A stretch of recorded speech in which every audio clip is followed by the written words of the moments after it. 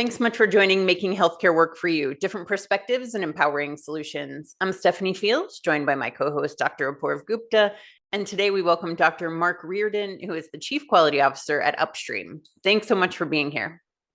Thanks for having me. Excited for the conversation. We are excited to talk to you and can't wait to hear more about UpStream and the work that you're doing. You were trained as a medical doctor, and then you ended up at CMS, and now you are at UpStream trying to transform primary care. So why don't you tell us how you made that and what's making your work at UpStream special? That's right, Stephanie. I'm here because I recognized early in my medical training that there's a greater need for those who have clinical backgrounds and clinical insight to be involved as architects of the system. When we look at the healthcare system today, things are changing, many in positive directions. We have greater opportunities as a country to redefine how we deliver primary care services, how that interacts with specialty care, and then how we manage hospital interactions when the case of an admission. Before UpStream, I was at the CMS Innovation Center, where I had the pleasure of working with the medical officer team and some of the bundled payment programs, which just means a set amount of funds dedicated toward one episode of clinical care to improve the accountability and cost of those clinical outcomes. And there were some key lessons that I learned at CMS, and one of them is you really have to spend time with those at the front lines of clinical care. There was a really amazing work that was piloted by Dr. Beth Chalik-Kaplan and Dr. Steve Farmer, where we implemented a new quality measurement approach, where we spent time with the medical professional societies to understand which quality measures were transformational in improving the outcomes and the health of the patient served. So rather than having some set of internal experts or internal advisors or expert panels, we went to the source, those delivering the care, and asked them what matters to you and what matters to your patients. And so that's been the theme of my career, of how do we connect the front lines of clinical care with the architecture of the system. And as a plug for federal service, if anyone has a couple years to take off and spend time advising in the federal government, I think it's an incredible opportunity and is needed in the U.S. healthcare system. Certainly sounds, Mark, like you've had an amazing background and training preparation for this role that you're taking. Tell us about then the leap to UpStream. How do you take what you've learned there and start applying it so that it can start to make a change? So I often go back to the recent study that came out. It said 26.7 hours, and it was 26.7 hours per day is required for primary care physicians to deliver guideline-aligned therapy and acute care services for the average patient panel. So we all say, well, if only I had a few extra hours in the day. Should really be primary care physicians saying, if only I had 16.7 extra hours in the day.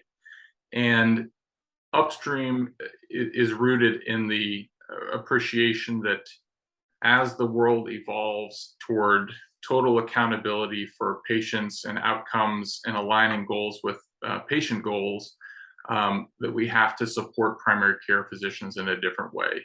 But the clinical supports, so we use a model where we embed clinical pharmacist practitioners, which just means that it's a pharmacist that has the ability to work collaboratively with a primary care physician to start medication therapy, up titrate or increase the doses of medications, or decrease the doses of medications, or discontinue medications if it doesn't make sense. And in some cases, even deliver home-based adherence packaging, so those care packages of medications. And so we believe that primary care physicians are asking and desire those services, those extra clinical layers. We also need the technology to support that. So many barriers today are around access to data. And as we were chatting about earlier, purpose in primary care, I believe, comes from data. And so how do we get the right data in front of the primary care physician? And then it's the financial model. So many things are changing in health insurance today. And how do we ensure that the primary care physicians and the teams that are investing the time, the nights, and the weekends for appropriate care for patients are adequately compensated for those investments that they're making? I loved when you were telling us that you have to find a way to bring purpose into the work that the primary care providers are doing. And that in other fields of medicine, like surgery, they have that immediate gratification that they know that this person had a need, they were able to operate, resolve that, and then the patient goes home happy and they feel like, wow, I've really made a difference. But with primary care, some of these things, you said that for 100,000 patients over, I think you said a 10-year period, you'll prevent 200 heart attacks and 260 strokes. There's no immediate, oh my gosh, my work is doing a difference or making a difference. But by the things that Upstream is doing, and with these, all of the data that you have, that you can say, okay, we can show you that by the work that you're doing and by working together as a team, we've made these differences. So what is that like whenever you start to work with these physicians and see them get in there and then see that light bulb go off that their work is making a daily difference? I love medical history. And when I think about the analogy that we were mentioning there, Stephanie, of surgery versus primary care, I was raised by a general surgeon. And when you look at the history of things that we take for granted today, like an appendectomy or removal of an appendix when it's inflamed or infected, that used to be a condition that had a 26% mortality rate. So 1 in every 4 patients with an appendicitis would die. Today, that's close to 0. And so when a surgeon encounters a patient in the emergency department that has an appendicitis, they operate on that patient. And in some cases today, they're sending that patient home the same day. So there's that immediate gratification that occurs from the surgical intervention. Primary care, I think, has much greater responsibility in the long tail events, or those events where we know if we take an action today, the data tells us that we'll avoid suffering down the road, or we'll avoid mortality down the road. And so when we think of things like controlling blood pressure, if we control, like you said, Stephanie, every person's blood pressure perfectly, just that one single intervention that's fairly simple to implement will avert those 200 heart attacks and those 260 strokes. So these are meaningful impacts on patients' lives. And when Upstream first engages with the primary care physicians, we often encounter primary care physicians that have experienced burnout in the past, the professional dissatisfaction with the changing landscape of reimbursement in healthcare. It's incredibly difficult to be an independent primary care physician today in the United States. And that's often because we haven't adequately resourced primary care yet today. And so the Upstream model is really appreciating those discrepancies and providing additional clinical services in the form of those clinical teams led by pharmacist practitioners. So when we first engage with the primary care physician, there's a period of a couple months where the physicians are skeptical. They're asking questions of, is this going to drive more inbox medicine or messages to me about my patients? Or is this really going to have a meaningful impact on my practice and the health of my patients? And after about a month or two, we see the paradigm shift where they realize that the power of team-based primary care, if delivered appropriately, allows them to maintain what they do best, which is caring for patients, and they get to continue to be the architects of their primary care delivery system within their independent practice or their health system associated practice. But they have a supportive team that's delivered standardized protocol-driven therapy and engagement with patients. And in some cases, that's adding 9 or 10 hours of clinical one-on-one patient care time per year for a patient panel. But it goes beyond just the clinical. I think we have to think about the technology and the financial. And that technology piece is really the data. So for the primary care physician, how do we show them with data that the patient that they saw at 9:45 in the morning and they controlled their blood pressure, that means that that patient has 3 extra years with their grandkids, or 3 extra years to attend the softball games because of their avoidance of a stroke or a heart attack. So Mark, just keep going down that pathway, actually. How do you show them that? I mean, it's okay, I've helped this one patient control their blood pressure over the last 3 months, but is there enough historical evidence and research evidence for us to show that therefore, the risk of their having a stroke has gone down by this percentage? Absolutely. That's probably one of the most well-studied areas in medicine of some of these primary care interventions, like controlling blood pressure, controlling diabetes, where we see that one-to-one link. But the challenge is that controlling someone's diabetes today doesn't immediately improve outcomes, we don't see those for maybe a couple of months or a couple of years, or it could be up to 10 years. And so that's where it's critical for us to have the data. And I think one of the key insights for me has been when we connect to individual electronic medical records, we pull that real-time data up to the front, and we're seeing this across industries. How do we have more actionable data back to the teams, but not just so that they can work differently, so that they can find a sense of purpose and continued purpose in their engagements, and recognize that those little changes or that extra few minutes spent with the patient leads to downstream impacts later in that patient's life that we may never hear about, but they're the silent heroes of the healthcare system. And then flipping to the other side of the data that you're providing, not only are you providing it to the doctors to let them know, identify, who may need an additional screener, may need these things, but also the outcomes that they're receiving. And then you use those outcomes to be able to pay them. You have a system called GAP-Q, which is guaranteed advance payments for quality. And so while value-based care pays, it can sometimes be a long payout. So you guys pay them on a monthly basis using that data to be able to look at it and say, okay, these people are making these changes. So what is that like to be able to transform that part of value-based care?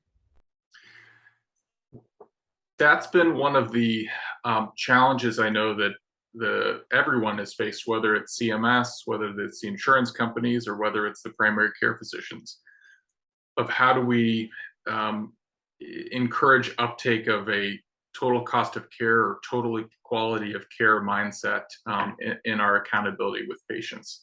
So if we all agree, which I believe we do, if primary care is the cornerstone of the healthcare system, then how do we ensure that there's full accountability for what's happening outside of the four walls of the primary care physician's office? How do we have the right levers in place, such as home-based services or ED diversion services or hospital at home, or home-based palliative care, to be able to appropriately respond to patient needs?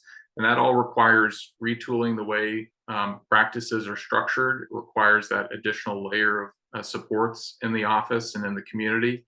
And it requires that we're compensating the physician practices in a different way.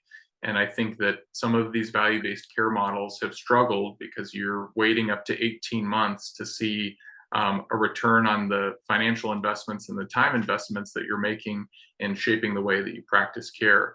And the GAP-Q methodology allows us to pay on a monthly basis based on the quality and the outcomes. So we're flipping from a payment based on fee-for-service or number of patients you're seeing or how often you're seeing them, to how well the patients are doing. Are they improving? Are their health outcomes where the patient would like them to be? Are they satisfied with the care that they're receiving? And that mindset shift frees the primary care physicians to leverage their team to ensure that that clinical flywheel, as we call it, maintains its locus of control within the primary care physician's office. The work that you're doing is really fascinating, and it's so much needed. As you said, primary care really needs to go through this massive transformation. I'm so glad that we have folks like you who have the clinical background, the experience working with health policy, with the federal government, and the real appreciation for data and quality that are trying to drive this. I guess in just one more, added comment from my part, on behalf of all the colleagues of mine and my friends who are in primary care that really struggle with their day-to-day practice of primary care because they just feel so beleaguered by the system, how much the system is expecting from them. I have a lot of hope for what UpStream is bringing. So I guess tying that together, my final question to you, Mark, is, have you seen, it may be too early, so hopefully I'm not putting you at a disadvantage here in asking the question, but have you seen yet, with the work that you're doing, the changes that you're making, the team-based care you're building, the advanced payments you're providing, the insights you're driving to the primary care physicians, have you started to see any impact on their level of engagement, burnout, disenchantment? Is that coming through as yet? It certainly is.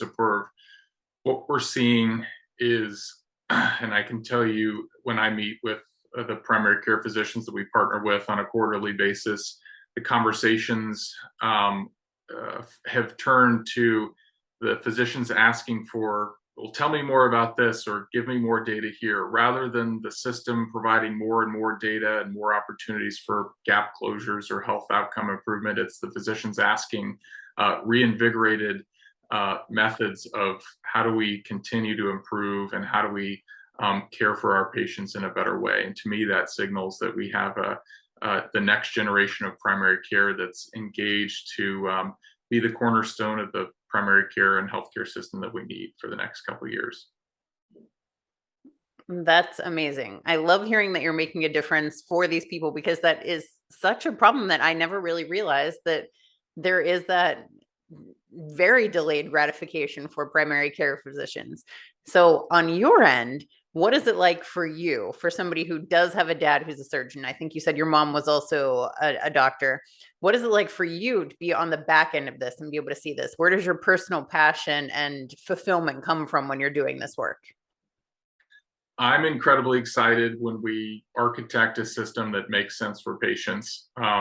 When we use the technology and the advanced therapeutics that we have at our disposal, but do it in a way that's, we're good stewards of the taxpayer-funded healthcare system, creating a sustainable infrastructure for us to continue to offer incredible health benefits in the country. But appreciating that as technology evolves and the financial infrastructures evolve, that we're providing supports for primary care physicians. And it jazzes me up when I see primary care docs that are excited to practice, that have the right supports in place, that can leverage all of the new technologies that are coming to light, but doing it in a way that doesn't burden them inappropriately and allows them to focus on what they love and why they went into medicine originally. And it's to build strong relationships with patients, improve their lives, and be there alongside them to reduce and comfort them with suffering. Thank you so much for being here. We really appreciate your time in the conversation. Thanks so much. It was fascinating, Mark. Thank you. All the best to you. Thank you all for watching. We'll talk to you soon. Bye-bye.